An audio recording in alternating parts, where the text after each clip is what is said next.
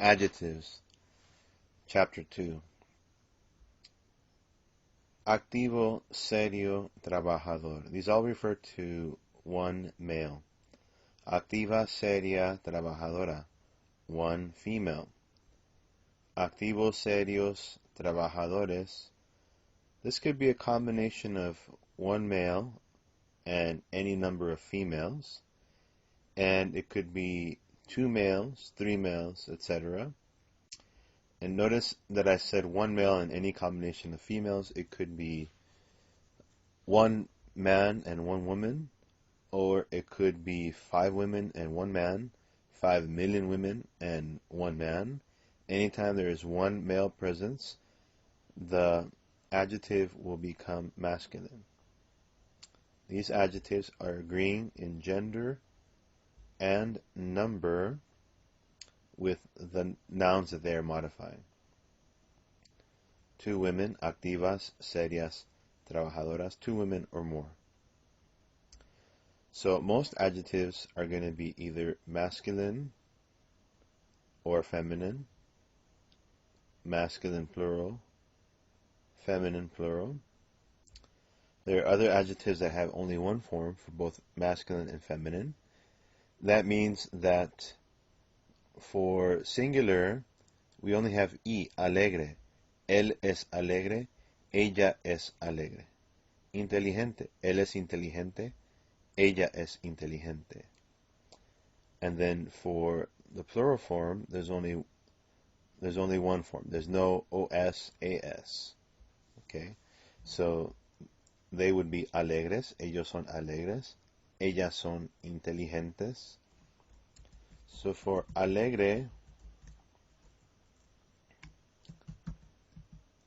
you should never have alegro. You should never have alegra. You only have alegre or alegres with S. Okay. And the same with the ista ending. We saw this before with dentista. I showed you that in class. That was a noun. Now here we have an adjective, optimista. Optimista can only be like this or like that. Okay. Él es optimista. Ella es optimista. Ellos son optimistas. Ellas son optimistas. So here we would never write optimisto. It doesn't exist. Same thing here, we would never write optimistos. That doesn't exist. That's what it means that it has, by saying, when they say that it has only one form for both masculine and feminine. But really that's one form for singular, one form for plural. Not like here you have 2 forms and then 2 forms. Okay? And generally if a consonant is going to end in an adjective, it's going to be an L. If it's going to end in, if an adjective is going to end in a consonant, it's going to be an L or a Z. How do you make that plural? You add ES. In the case of Z, they show you what you should do, but they don't tell you why you should do it. Feliz would become felices.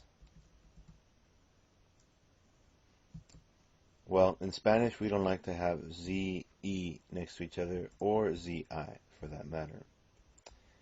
If you look at the dictionary, if you look up zebra, in Spanish we say zebra. We write it with C-E, not with Z-E. We just don't like to have Z-E next to each other. So if that situation ever comes up, you change the Z to a C, and then add ES. Okay. Finally, adjective placement. Adjectives are usually placed after the noun. Una mujer inteligente, un niño grande, un niño muy bueno.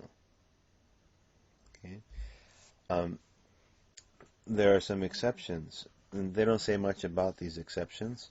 They just say that these could be exceptions. Un buen amigo, un gran amigo, una buena persona. But they use some words here that they used up here too. Okay? Well, un niño grande, that would mean a big boy. In English, we say the adjective usually before the noun.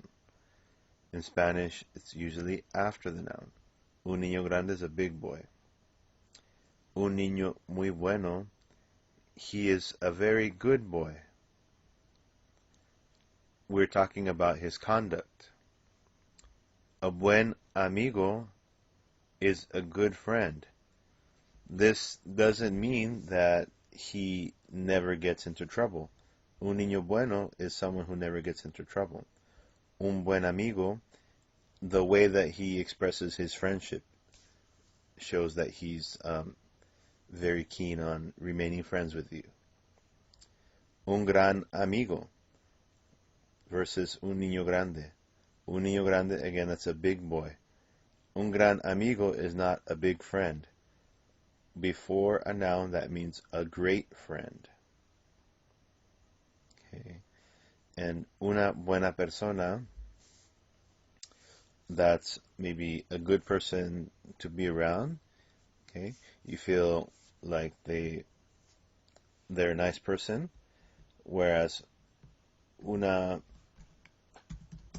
persona buena might mean, just like over here for the niño bueno, that they don't get into trouble much, that this person might even be good in a moral sense, okay? Whereas here they seem like they would be somebody that you could get along with, perhaps.